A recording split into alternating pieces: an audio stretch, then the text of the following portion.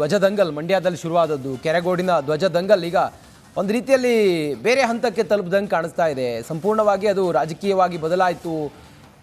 Target ಮಾಡಿದ್ರು, ಮತ್ತೊಂದು ಮಗದೊಂದು, ಅದೆಲ್ಲದರ ನಡುವೆ ಈಗ ಕಾಂಗ್ರೆಸ್ ಅಲ್ಲಿ ಡ್ಯಾಮೇಜ್ ಕಂಟ್ರೋಲ್ ಮಾಡ್ಕೊಳ್ಬೇಕಲ್ಲ, ಅದಕ್ಕೊಂದು ಕಸರತ್ತನ್ನು ಕೂಡ ಮಾಡ್ತಾ ಇದೆ. ಸದ್ಯಕ್ಕಿಂತ ವೈಯಕ್ತಿಕವಾಗಿ ಗಣಿಗ ರವಿ ಅವರು ಹೌದೌದು, ಅಲ್ಲಿನ ಶಾಸಕರು ಗಣಿಗ ರವಿ ಅವರು ತಾರಕಕ್ಕೇರ್ತಾ ಇರುವಂಥ ಧರ್ಮ ದಂಗಲ್ನ ನಡುವೆ ಡ್ಯಾಮೇಜ್ ಕಂಟ್ರೋಲ್ಗೆ ಮುಂದಾಗಿದ್ದಾರೆ. ಹನುಮನಿಗೆ ಶರಣಾದ್ರ ಶಾಸಕ ಗಣಿಗ ರವಿಕುಮಾರ್ ಅನ್ನೋದು ಭಾರಿ ಕುತೂಹಲ. ಶಾಂತಿಯನ್ನು ಕಾಪಾಡೋದಕ್ಕೆ ಧ್ವಜಸ್ತಂಭ ಮಂದಿರವನ್ನು ಕಟ್ಟೋದಕ್ಕೆ ಸಿದ್ಧರಾಗಿದ್ದಾರಂತೆ. ವಿವಾದ ಇಲ್ಲದ ಜಾಗದಲ್ಲಿ ಹನುಮ ಧ್ವಜ ಹಾರಾಟಕ್ಕೆ ಸಮ್ಮತಿಯನ್ನು ಕೊಟ್ಟಿದ್ದಾರೆ. ಪರಿಸ್ಥಿತಿ ಸಹಜ ಸ್ಥಿತಿಗೆ ತರಲು ಮಾತುಕತೆಗೆ ಸಿದ್ಧ ಅಂತೇಳಿ ಹೇಳಿದ್ದಾರೆ ಗಣಿಗ ರವಿಕುಮಾರ್.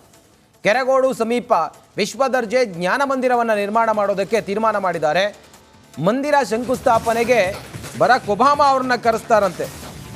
ಮಂದಿರದ ಶಂಕುಸ್ಥಾಪನೆಗೆ ಬರಾಕ್ ಒಬಾಮಾ ಅವ್ರನ್ನ ಕರೆಸಿ ಡ್ಯಾಮೇಜ್ ಕಂಟ್ರೋಲ್ ಮಾಡೋದು. ಮತ್ತೆ ಈಗ ಒಂದು ಸೈಡ್ ಆದಂಗೆ ಕಾಣಿಸ್ತಾ ಇದೆ. ನಾನೇ ಹೋಗಿದ್ದೆ ಮೇಡಮ್, ಮಂಡ್ಯದ ಕೆರೆಗೋಡಿಗೆ ಹೋಗಿದ್ದೆ. ಕಾಂಗ್ರೆಸ್ನವ್ರು ಏನು ಹೇಳ್ತಾ ಇದ್ರು, ಘೋಷಣೆ ಕೂಗ್ಲಿಕ್ಕೆ ಬರ್ದಿದ್ದವರೆಲ್ಲ ಇವತ್ತು ಜೈ ಶ್ರೀರಾಮ್ ಕೂಗ್ತಾ ಇದ್ದಾರೆ ಅಂತ. ಬೇರೆ ರೀತಿ ಮಾಬ್ ಕ್ರಿಯೇಟ್ ಆಗಿದೆ ಅಲ್ಲಿ. ಅದು ಬಿಜೆಪಿಗೆ 100% ಪ್ಲಸ್ ಆಗುತ್ತೆ ಅನ್ನೋದು ರಾಜಕೀಯವಾದಂತ ವಿಶ್ಲೇಷಣೆ. ಇದೆಲ್ಲ ಡ್ಯಾಮೇಜ್ ಕಂಟ್ರೋಲ್ ಅನ್ಸುತ್ತೆ. ಭಾವನಾತ್ಮಕ ವಿಚಾರ, ಈ ಧರ್ಮ ಅಥವಾ ಧರ್ಮಾಚರಣೆ ಅನ್ನೋದು ಭಾವನಾತ್ಮಕ ವಿಚಾರ. ನೀವು ಮೆಟೀರಿಯಲ್ ಗಳನ್ನ ತೋರಿಸಿ ನೀವು ಇಷ್ಟು ಕಿರ್ಚಿದ್ರಿ, ನಾವು ಅದಕ್ಕೆ ಇಷ್ಟು ರೂಪಾಯಿ ಕೊಡ್ತೀವಿ, ಅದು ಹಂಗೆ ವರ್ಕೌಟ್ ಆಗೋದಲ್ಲ. ಅಂದ್ರೆ ಇಲ್ಲಿ ಹನುಮ ಧ್ವಜವನ್ನ ಕೆಳಗಿಳಿಸಿದ್ರು ರಾತ್ರಿ ಅನ್ನೋದು ಭಾವನೆಗಳಿಗೆ ಧಕ್ಕೆಯನ್ನ ತಂದಿರೋ, ಧಾರ್ಮಿಕ ಭಾವನೆಗಳಿಗೆ. ಅಲ್ಲಿ ನಾನು ವಿಶ್ವದರ್ಜೆಯ ಮತ್ತೊಂದು ಮಂದಿರ ಕಟ್ಸ್ತೀನಿ, ಅದಕ್ಕೆ ಬರಾಕ್ ಒಬಾಮಾ ಕರೆಸ್ತೀನಿ, ಒಳ್ಳೇದೇ. ಅಭಿವೃದ್ಧಿ ಪೂರ್ವಕವಾಗಿ ಯಾವುದೇ ಯೋಜನೆಗಳ ತಂದ್ರು ಕೂಡ ಒಳ್ಳೇದೇನೆ.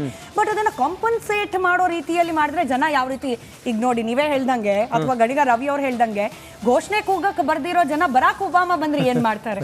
ಅವ್ರ ಲಾಜಿಕ್ ಅಲ್ಲೇ ನಾವು ಯೋಚನೆ ಮಾಡೋದಾದ್ರೆ ಬರಾಕ್ ಒಬಾಮಾ ಬರ್ಲಿ, ದಲೈ ಲಾಮಾ ಬರ್ಲಿ, ಅಲ್ಲಿ ಅವ್ರಿಗೆ ಕಾಣಿಸ್ತಾ ಇರೋದು ಹನುಮ ಧ್ವಜ. ಮತ್ತೆ ಇನ್ನೊಂದು ವಿಚಾರ, ಮನೆ ಕನೆಕ್ಟ್ ಆಗಿದ್ದು ಹನುಮ ಧ್ವಜ. ಆ ಧ್ವಜಕ್ಕೆ ಅಪಮಾನ ಆಗಿರೋದಕ್ಕೆ ನೀವು ಬರಾಕ್ ಒಬಾಮಾನ ಕರೆಸಿ ಹೆಂಗೆ ಅದನ್ನ ಸರಿಪಡಿಸ್ತೀರಿ?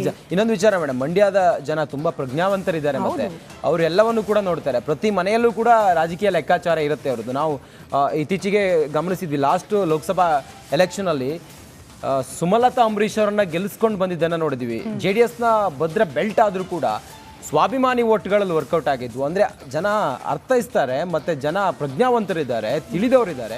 ಬಹುಶಃ ಇದೆಲ್ಲ ಏನು ವರ್ಕೌಟ್ ಆಗುತ್ತೋ ಜನನೇ ತೀರ್ಮಾನ ಮಾಡಬೇಕು. ಅವ್ರು ಹೆಂಗೆ ಎಕ್ಸಿಕ್ಯೂಟ್ ಮಾಡ್ತಾರೆ, ಇದನ್ನ ಜನರನ್ನ ಹೆಂಗೆ ಕನ್ವಿನ್ಸ್ ಮಾಡೋದ್ರಲ್ಲಿ ಯಶಸ್ವಿ ಆಗ್ತಾರೆ ಅಂತ ಹೇಳಿ ಮಾತನಾಡಿದ್ದಾರೆ ಗಣಿಗ ರವಿ ಅವರು.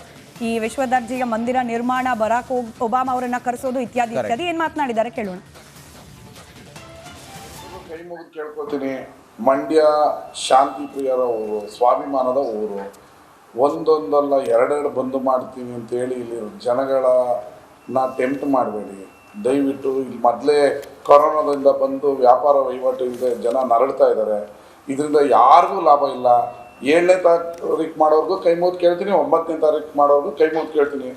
ನಾನೇ ನಿಮ್ಮ ಹತ್ರಕ್ಕೆ ಬರ್ತೀನಿ, ಹೇಳಿ ನಿಮ್ಮ ಸಮಸ್ಯೆ ಏನು, ಬಗೆಹರಿಸೋಣ. ಕಾನೂನಾತ್ಮಕವಾಗಿ ಏನಿದೆ ಕಾನೂನಲ್ಲಿ, ಈಗ ರವಿಕುಮಾರ್ MLA ಇರ್ಬೋದು, ಹೋಗ್ಬೋದು, ಆದರೆ ಈ ದೇಶದ ಸಂವಿಧಾನ ಇರುತ್ತೆ. ನಾನು ಇಲ್ಲದೆ ಇದ್ರೂ ಸಂವಿಧಾನ ನಡೆಯುತ್ತೆ. ಸಂವಿಧಾನ ಚೌಕಟ್ಟಿನಲ್ಲಿ ನಾವೆಲ್ಲ ಕೆಲಸ ಮಾಡೋವಂಥವ್ರು. ನಾನು ರಾಮ ಭಕ್ತನೇ, ಹನುಮನ್ ಭಕ್ತನೇ, ಶ್ರೀನಿಮಾತ್ಮನ್ ಭಕ್ತನೇ, ಕಾಳಭೈರೇಶ್ವರನ ಪೂಜೆ ಮಾಡೋರೆ. ನಾನೇ ಬರ್ತೀನಿ ನಿಮ್ಮ ಸಮಸ್ಯೆ. ಆಯಿತು, ಮೊನ್ನೆ ಏನು ಎಲ್ಲ ದುಡುಕಿ ಏನು ಮಾಡಿದ್ರಿ ಅದನ್ನೆಲ್ಲ ಮರೆಯೋಣ, ಒಟ್ಟಿಗೆ ಕೂತ್ಕೊಳ್ಳೋಣ, ಏನು ಸಮಾಧಾನ. ಮತ್ತಷ್ಟು ಡೀಟೇಲ್ಸ್ ನಮ್ಮ ಪ್ರತಿನಿಧಿ ಆನಂದ್ ನೀಡ್ತಾ ಹೋಗ್ತಾರೆ. ಆನಂದ್, ನೋಡಿ, ದುಡುಕಿದ್ವಿ, ನಾನು ಹನುಮ ಭಕ್ತ, ನಾನು ರಾಮ ಭಕ್ತ, ನಾನು ಹಿಂದೂ ದೇವರ ಆರಾಧಕ, ಇತ್ಯಾದಿ ಇತ್ಯಾದಿ ಮಾತು ಗಣಿಗ ರವಿ. ಒಂದಷ್ಟು ಚೇಂಜಸ್ ಅಂತೂ ಕಾಣೋಕೆ ಸಿಗ್ತಿದ್ಯಾ? ಚೇಂಜಸ್ ಯಾಕಾಗಿರುತ್ತೆ? ಆಗಿರೋ ಡ್ಯಾಮೇಜ್, ಅದರ ಪರಿಣಾಮ ಚುನಾವಣೆ ಮೇಲೆ ಎಷ್ಟು ಗಂಭೀರವಾಗಿ ಬೀಳಬಹುದು ಅನ್ನೋದ್ರ ಅರಿವಾಗಿದೆಯಾ ಅಂತ ಹೇಳಿ.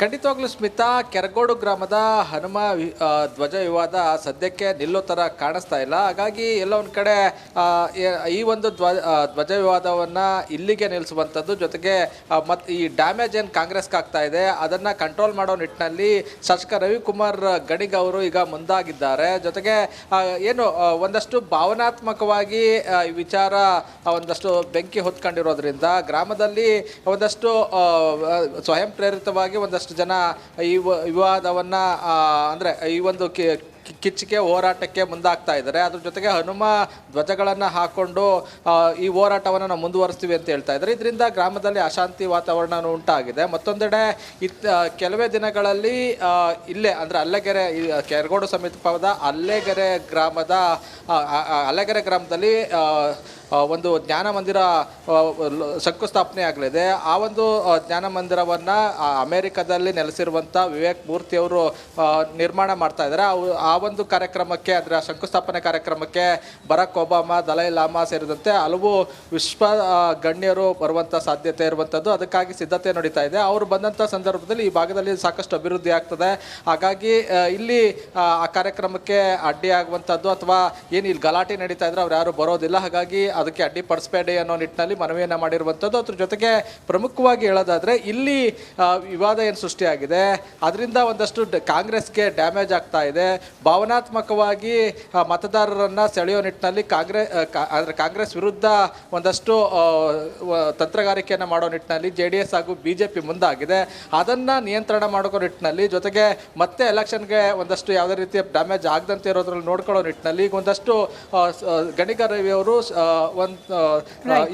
ಇಲ್ಲಿಗೆ ನಿಲ್ಸೋಣ ಈ ಹೋರಾಟನ ಅನ್ನೋ ನಿಟ್ಟಿನಲ್ಲಿ ಹೇಳ್ತಾರೆ. ಓಕೆ, ಥ್ಯಾಂಕ್ ಯು ಆನಂದ್ ನಿಮ್ಮೆಲ್ಲ ಮಾಹಿತಿಗಾಗಿ. ರಿಪಬ್ಲಿಕ್ ವರ್ಲ್ಡ್ ಆ್ಯಪ್ ಇದು ಕೇವಲ ಅಪ್ಲಿಕೇಶನ್ ಅಲ್ಲ, ಸಮಗ್ರ ಸುದ್ದಿಗಳ ಸಂಪರ್ಕ ಮಾರ್ಗಕ್ಕೆ ಕ್ರಾಂತಿಕಾರಿ ಬದಲಾವಣೆ. ರಿಪಬ್ಲಿಕ್ ವರ್ಲ್ಡ್ ಆ್ಯಪ್ ಕೇವಲ ಸುದ್ದಿ ಅಪ್ಲಿಕೇಶನ್ ಪರಿಚಯಿಸ್ತಾ ಇಲ್ಲ, ಬದಲಾಗಿ ಡಿಜಿಟಲ್ ಸುದ್ದಿ ಬಳಕೆಯ ಹೊಸ ಯುಗಕ್ಕೆ ನಾಂದಿ ಹಾಡ್ತಾ ಇದೆ. ಇದೊಂದು ಬ್ರೇಕಿಂಗ್ ನ್ಯೂಸ್, ಪ್ರಭಾವಶಾಲಿ ಕಾರ್ಯಕ್ರಮಗಳಿಗೆ ಗಟ್ಟಿಯಾದ ನ್ಯೂಸ್.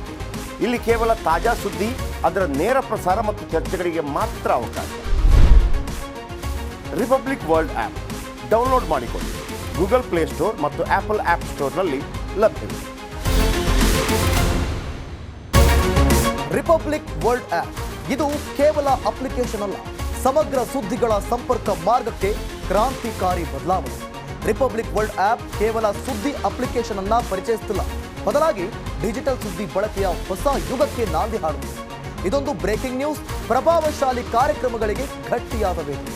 ಇಲ್ಲಿ ಕೇವಲ ತಾಜಾ ಸುದ್ದಿ, ಅದರ ನೇರ ಪ್ರಸಾರ ಮತ್ತು ಚರ್ಚೆಗಳಿಗೆ ಮಾತ್ರ ಅವಕಾಶ. ರಿಪಬ್ಲಿಕ್ ವರ್ಲ್ಡ್ ಅಪ್ಲಿಕೇಶನ್ ಈಗ ಲೈವ್ ಆಗಿದೆ. ಈಗಲೇ ಡೌನ್ಲೋಡ್ ಮಾಡಿ. ಗೂಗಲ್ ಪ್ಲೇಸ್ಟೋರ್ ಮತ್ತು ಆಪಲ್ ಆಪ್ ಸ್ಟೋರ್ ಎರಡರಲ್ಲೂ ಲಭ್ಯವಿದೆ. ರಿಪಬ್ಲಿಕ್ ವರ್ಲ್ಡ್ ಆ್ಯಪ್ ಇದು ಕೇವಲ ಅಪ್ಲಿಕೇಶನ್ ಅಲ್ಲ, ಸಮಗ್ರ ಸುದ್ದಿಗಳ ಸಂಪರ್ಕ ಮಾರ್ಗಕ್ಕೆ ಕ್ರಾಂತಿಕಾರಿ ಬದಲಾವಣೆ. ರಿಪಬ್ಲಿಕ್ ವರ್ಲ್ಡ್ ಆ್ಯಪ್ ಕೇವಲ ಸುದ್ದಿ ಅಪ್ಲಿಕೇಶನ್ ಪರಿಚಯಿಸ್ತಾ ಇಲ್ಲ, ಬದಲಾಗಿ ಡಿಜಿಟಲ್ ಸುದ್ದಿ ಬಳಕೆಯ ಹೊಸ ಯುಗಕ್ಕೆ ನಾಂದಿ ಹಾಡುತ್ತಿದೆ. ಇದೊಂದು ಬ್ರೇಕಿಂಗ್ ನ್ಯೂಸ್, ಪ್ರಭಾವಶಾಲಿ ಕಾರ್ಯಕ್ರಮಗಳಿಗೆ ಗಟ್ಟಿಯಾದ ವೇದಿಕೆ. ಇಲ್ಲಿ ಕೇವಲ ತಾಜಾ ಸುದ್ದಿ, ಅದರ ನೇರ ಪ್ರಸಾರ ಮತ್ತು ಚರ್ಚೆಗಳಿಗೆ ಮಾತ್ರ ಅವಕಾಶ. ರಿಪಬ್ಲಿಕ್ ವರ್ಲ್ಡ್ ಆ್ಯಪ್ ಡೌನ್ಲೋಡ್ ಮಾಡಿ. ಗೂಗಲ್ ಪ್ಲೇಸ್ಟೋರ್ ಮತ್ತು ಆಪಲ್ ಆಪ್ ಸ್ಟೋರ್ನಲ್ಲಿ ಲಭ್ಯ.